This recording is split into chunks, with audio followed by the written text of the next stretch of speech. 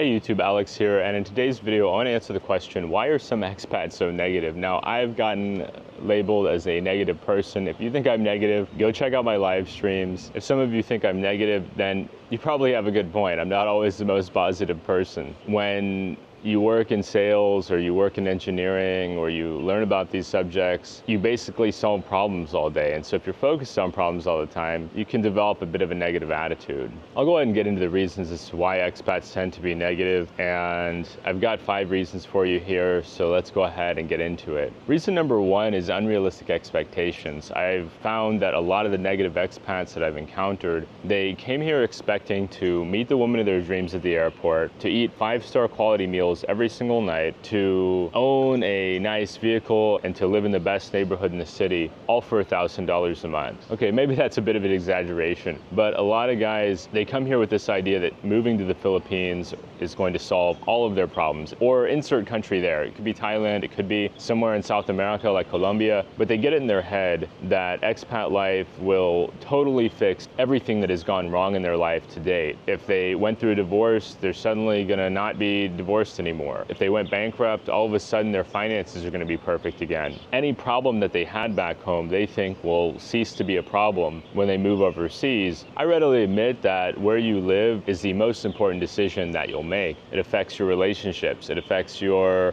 diet, it affects your healthcare. There's so many different factors that your location determines, but what it doesn't do is fix every problem under the sun. When a new expat goes to a restaurant and orders something and they hear, "Oh, unavailable, sir," or "Sorry, sir, out of stock," it's like their whole world crumbles. Their happiness rested on them going and having the perfect meal at the perfect price, and when that doesn't happen, it's like things just start to crumble for some of them. Other guys come here and they meet a beautiful woman and then they act shocked when she has an economic struggle, right? When she comes from a family that may have modest means, may not have a fancy home or a brand new car in the driveway, and then when they may need some assistance or they ask for some level of assistance, "Oh, I can't believe that." I see it all the time with guys that come here and act shocked that there are people who struggle financially. It's like, what, you thought the only people struggling economically were back in your home country and that everywhere outside of your home country nobody has any struggle? That's not the case. There's struggle everywhere in the world. People do struggle with different kinds of challenges or different kinds of problems, and it's common in the culture here for a foreigner to offer some level of support for the family. What each foreigner can afford is different, but this is very common. It doesn't have to be extravagant, but some guys come here expecting to give absolutely nothing and are shocked when the family is struggling financially or has some level of financial difficulty. Another area where expectations seem to cause issues is people come here expecting it to be just like the United States, for example. Some will watch vlogs that tell them they can live on a king like for $400 a month. Everything will just be fine. They're trying to sell them a kind of a solution. Inevitably, those idealizations get ruined when they get here and they find out, wow, it's not so cheap to live a Western standard. Their expectations far exceed the reality based on their budget. Some guys will go to a restaurant and think, oh, I'm paying just this price for this meal, and then they get upset when it doesn't go exactly the way that they thought it would. They assume they're gonna get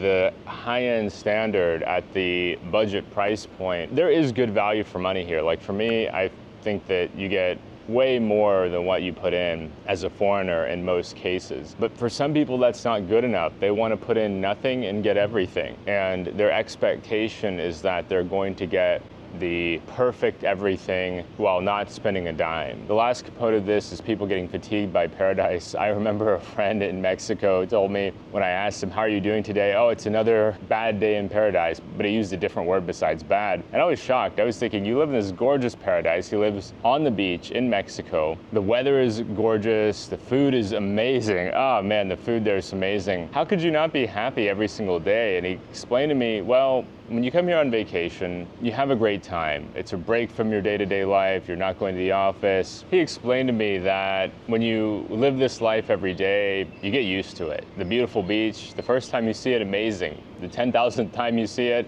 and you gotta work. If you're living in a tropical paradise, you're probably gonna have to work in tourism and deal with tourists all the time. And I think that can contribute to a feeling of being jaded too at times. Expats are like, I never expected to get bored of the beach. I never expected to get bored of the nice weather. I never expected to get bored of looking at beautiful women all day. I personally haven't gotten desensitized to these things, but I'm sure some guys have, and they get worn out and they eventually want to go back home because they don't get that excitement like they did when they first got here. I think some guys are genuinely surprised when they develop a tolerance for the things that they love here. The next reason that expats can be negative is social dynamics. I found that a lot of expat hotspots tend to have these cliques form where people form into groups of different guys or gals. They fixate on what happens with that group. And I don't know if it's like a mimicking of American culture or if it's just a common thing where people find like-minded people or people that share values with them. They sort of lose their individuality in that group. Everything that matters is happening within the context of that group. And if they get kicked out of that group or they lose friendships, it tends to cause a lot of hard feelings. I've seen groups shift over time and, oh, he's one of us and he's not one of us. I think that does add a lot to the negativity where people feel this pressure to conform. I often say groups are seeking for consensus. Guys that maybe they'd be positive people, and I've experienced this where I run into somebody I know that tends toward being a negative person, and I go from being cheerful or happy that day to feeling negative. And so I've had to become more selective about where I spend my time in town to avoid some of the places, to avoid being around some of the negative people that you'll find anywhere in the world. Any city you go to, there will be people who tend to be negative, tend to be kind of Debbie Downers. I don't blame them. I get it. Their life has probably been hard. It's not going to help them for me to be around them, but for me to also become negative. It's something I've had to become more self-aware about,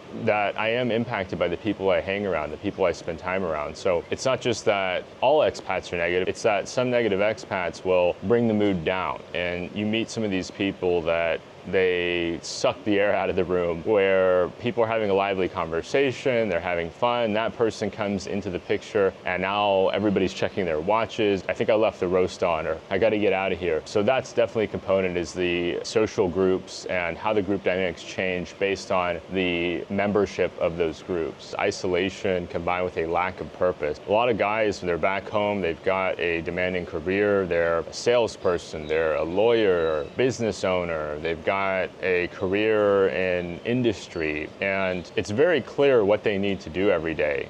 Man, if you don't get to work, your team's going to suffer. Man, if you don't get to work, your employees aren't going to know what to do. And a lot of them go from 60 to 0. They go from this very fast-paced lifestyle to a lifestyle where they're just kind of hanging out at coffee shops. I've had this conversation with one of my early subscribers, Tony. Shout out to Tony, who is also a channel member. If you want to support the channel, you can do so through membership down below. Tony mentioned that, I don't know how I'm going to handle going from 60 miles per hour in his life in Canada, where he's an educator, he's a teacher, he has a lot of responsibility there, to go from that to a life where it's not clear he has anywhere to be, he doesn't have any major responsibilities, there's nobody that needs him to be in a certain place at a certain time. He may be permitted to do some light local work in the form of teaching English, but that's not the same as the life he has led in Canada. Guys end up socially isolated, they may struggle to make friends, they may feel unwell upstairs, they don't make the social connections they thought they would. Maybe they just find that the area they moved to, it's just a hard place to make friends. Maybe they feel a bit lost and struggle to relate to other expats. Definitely met guys like that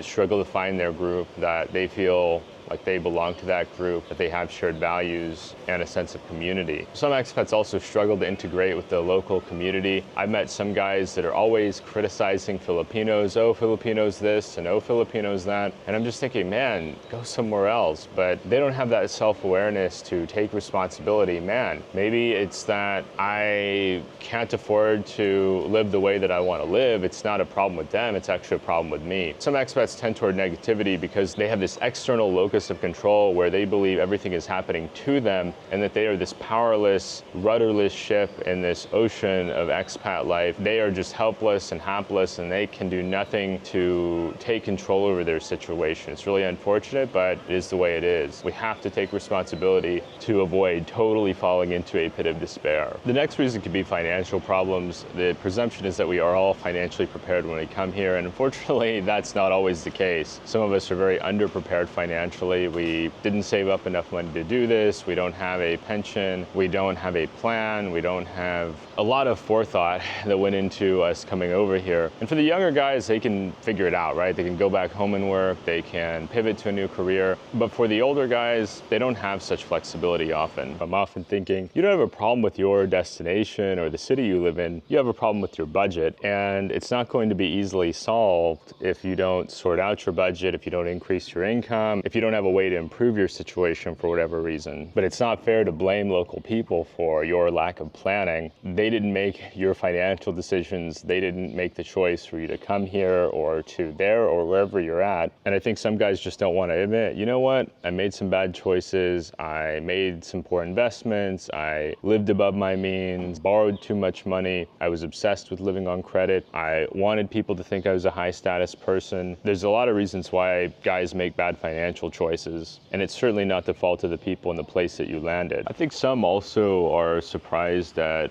the requests for money, or you could say the demands for money that sometimes you get here. There's a perception that if you could afford to fly here halfway around the world, for most of us, that you've got a lot of disposable income. And not everybody here does. In fact, I would say that many do not. That's why they left their home country. Some guys do to basically provide financially and to be used for their money, or even the perception, right? Because I feel like it's almost like a double sting for some of these guys that if they don't have much money and there's a perception that they have a lot of money, they're getting hit up for money, and it's like this reminder. Not only is it perhaps an irritant or something that interrupts their day, but it's also a reminder you can't even afford to be generous in the way that you might like to be generous if you had more means, if you were a person of greater means. Also, I think some of the expats here, they have some amount of embarrassment with their financial situation, like they came from a very well-to-do country. Historically, the West has been a place of great social mobility, places where people can get ahead, where people can rise up. And so if they're coming from these countries and they haven't risen up, in fact, they've kind of stagnated financially, it's a little bit hard to elicit sympathy from a local when they know for a fact that the wages in your country, your home country, are much higher than the wages in their country. And I get the sense that some of them are wondering, why would you come here? I think information is changing hands more and more, and people are starting to get it. Didn't you plan ahead? Like, the wages in your country are super high. There's opportunity for promotions. You have retirement schemes. There's a lot of different ways you can get ahead financially that are unique to the Western world. Now, on the other side of things, some guys feel this sense of guilt, like they're doing really well and they're surrounded by people who are struggling, and they feel like, why me? Why is it that I get to have a comfortable place to live and I eat in comfortable restaurants? I'm able to take cabs wherever I want to go, whenever I want. I live a very comfortable lifestyle and I don't want for anything, and yet I encounter a lot of people who are struggling. I remember being on a date in Thailand, and the woman I was seeing pointed at a restaurant worker and explained to me, look at how tired he is, and it definitely hit me hard. The final part here that I've noticed is that some expats get envious of other expats' financial positions. They see a guy who lives a lot better than them, or a gal who lives a lot better than them, maybe can afford a family, maybe can afford a personal vehicle. I think that can cause some of them to be negative, because it's like, okay, you guys came from the same country or similar countries. Why is it that one guy made better decisions and another guy did not make such good decisions? I don't think this applies to everybody. These are not applying to everybody. There's guys of modest means who are very happy. There's guys with substantial means that are unhappy. There's every type of expat that you could think of in terms of financial background, and it's important to not reduce people to numbers. But yeah, I have noticed that that's part of the negativity, is that seeing somebody who is more successful than you can, for some, make them envious and wish they had prepared better. The next one is health concerns. A lot of expats, I've said it before, skew older. They tend to have a tendency toward having some health concerns as they get older. This is normal in any country, but they may feel that the healthcare they can get locally is not to their liking, depending on where they are in the world, depending on how remote they are. They may feel like, I really want treatment, and finances go into this, of course. They may not be able to go to the main city where treatment is higher quality and where they may have a greater variety of service providers. If you're a person who suffers from chronic pain or some other kind of health ailment, then it can cause you to feel cranky. I know there have been times in my life, even though I'm very young still by expat standards, I had aches and pains, or I had a cold or some other kind of issue. And I've often heard, a healthy man has all kinds of desires and wishes. A sick man only desires to be healthy. I think that applies here. Healthcare options also vary by country and city. I've met some guys that moved from one place to another. They felt like, wow, I'm taking a step down in terms of healthcare services. So I think that can also lead to some negativity where they're trying to figure out, do I need to go back to that other place, even though I like living in this new place, but do I need to go back there because that's where the service providers are located. Finally, budget does play a role here. For some people, they just don't have the budget for quality healthcare. They may not have the budget for health insurance. That may not be such a major concern when you're young, but I think as you get older, you have a higher and higher need for health insurance, and simultaneously the cost goes up, even abroad. People often feel like healthcare services abroad are less costly than the United States, for example, and I would agree with that. They still cost something. They're still not free. This doesn't even begin to get into the role that mental health can play in terms of being negative or being perceived as negative. There's a lot of people who struggle, and mental health services abroad can be hit or miss depending on where you go. I've heard Argentina has a lot of options. It definitely varies by country, by culture, by city, and is definitely impacted by budget. I mean, if somebody can't afford physical health care, they're probably not capable of affording mental health services as well. It's really unfortunate, it's really tragic, but it is part of the reality. The last point here will be a compilation of some different reasons that I've thought about. The first being, if things were working out back home, you probably wouldn't move overseas. This can at times apply to immigrant communities as well, not always. If things were perfect in your home country for you, you had the career, you had the wife, you had the kids, the grandkids, you were really enjoying your life back home, you wouldn't really have a need to move to another country. I've said it before, almost every single guy I've met here over the age of 40, 45 has been divorced at least once. Many have gone bankrupt. Some have obvious challenges upstairs, let's say. I haven't met a single one with a perfect background. I haven't met a single one with a perfect background. Another one that I've seen is some deal with what I call toxic positivity. Everything has to be positive all the time. You see this with some people where everything is positive, there's never anything negative. I think it's just as bad as if everything is negative and somebody can never see the positive. I see reality as neutral. Reality has some positives, some negatives, and is often somewhere in the middle. Most of my days aren't amazing, most of my days aren't horrible. Most of my days are pretty basic and neutral here, and that's the way I like it. But for some guys that expect every single day to be a home run, I think they will be disappointed. There are times in which people brand reality that they don't want to deal with as negative. You can call it toxic positivity, where don't ever say anything negative, and it's like an avoidance. They want to avoid dealing with reality. I've found that some of the best strides I've made in life have been from confronting negativity, from confronting the harshness of reality, getting feedback. I mean, when I worked in sales, there's a lot of feedback. A lot of it was pretty harsh, but I needed to hear it because I needed to grow, I needed to learn. It really helped me to be more self-aware. I think the best way to handle issues in general is to just confront them. Some people have a tendency to avoid the elephant in the room. They don't want to deal with it. It brings them stress to see the difficult situation, and the negativity seems to bury itself in their subconscious, and their frustration builds and builds and mounts and grows in severity, and they keep trying to sidestep it and, oh, I'll just flip it around. And some of the best progress I've made as a person has been through assessing reality, seeing what's going on, addressing feedback. I've gotten fantastic feedback from some of you who have really encouraged me to think or approach things a bit differently to improve the content for your benefit. And I continue to assess and reassess and try to figure out how I can make things better. And at times that involves confronting difficult emotions. So anyway, thank you so much for watching. Let me know what you think down in the comments below.